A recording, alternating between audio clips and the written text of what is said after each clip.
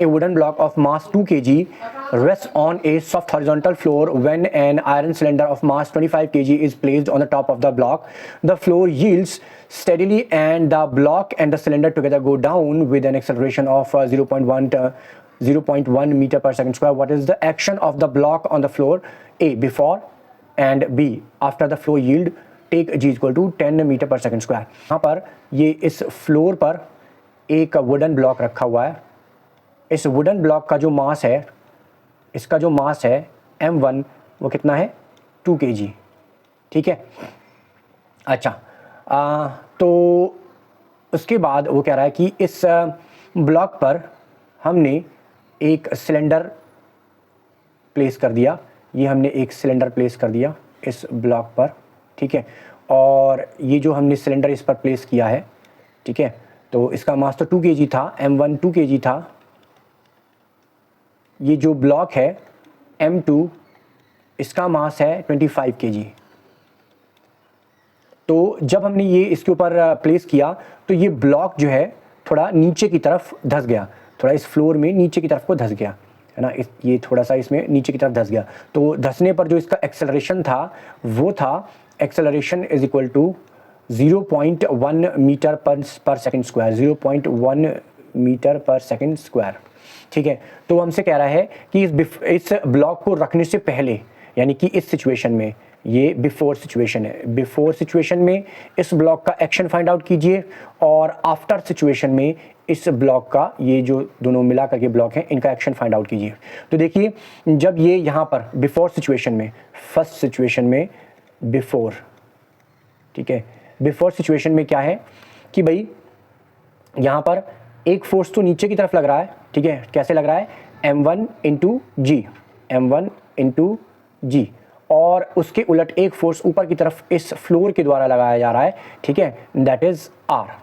तो हम यहाँ पर क्या लिख सकते हैं, इस केस में हमारा M1 into G will be equal to R।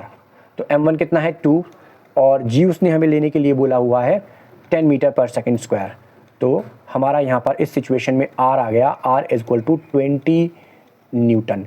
तो ये तो है बिफोर सिचुएशन में ब्लॉक का एक्शन। अब देखते हैं दूसरी सिचुएशन। तो दूसरी सिचुएशन में देखिए M1 नीचे की तरफ M1 है यहाँ पर, तो देखिए दूसरी सिचुएशन में देखते हैं M1 एंड यहाँ पर M2। अब इस सिचुएशन में M1 प्लस M2 एंड इसकी वजह से जो नीचे की तरफ फोर्स लग रहा है वो क्या है, वो है M1 प्लस M2 इंटू जी, और ये जो फ्लोर है ये ऊपर की तरफ एक नॉर्मल रिएक्शन लगा रहा है, लेट से उसे हमने ले लिया R डैश। ठीक है, तो अब देखिए इक्वेशन लिख लेते हैं इसके लिए। तो मैंने आपको पहले भी बताया था जिस डायरेक्शन में मोशन हुआ, ओवरऑल मोशन किस डायरेक्शन में हुआ, इस डायरेक्शन में, तो उस तरफ का force M1 plus M2 into G, ठीक है, उससे नेगेटिव साइड का फोर्स उसमें से माइनस कर देंगे, minus R dash is equal to इस एक्सेलरेशन का मल्टीप्लाई इस कंप्लीट मास से कर देंगे। So M1 plus M2 into a. अब देखिए यहाँ पर हमें R डैश निकालना है, तो negative R dash is equal to M1 plus M2 into A minus M1 plus M2 into जी।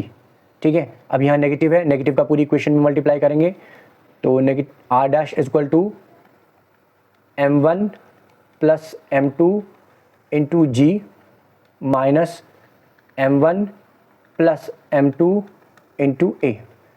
तो R dash is equal to M1 M2 को हमने कॉमन ले लिया, M1 प्लस M2 ब्रैकेट में आ गया G minus A.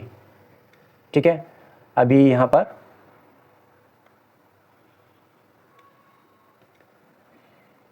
R dash is equal to M1 है 2, M2 है 25 और यहाँ पर हमारे पास G माइनस ए। तो G कितना है, G है हमारे पास 10 माइनस, और ए कितना है 0.1, ठीक है। तो ये हो गया 27 इंटू, ये हो गया हमारे पास 10 माइनस 0.1 बिकम्स 9.9। अब 27 को 9.9 से मल्टीप्लाई करते हैं, देन इट बिकम्स 267.3 न्यूटन। सो ये है ब्लॉक का एक्शन आफ्टर, ठीक है, इन आफ्टर सिचुएशन। तो आपको यदि ये क्वेश्चन समझ में आया हो तो मेरे चैनल को सब्सक्राइब कीजिए, मेरे वीडियो को लाइक एंड शेयर कीजिए। Thank you for watching.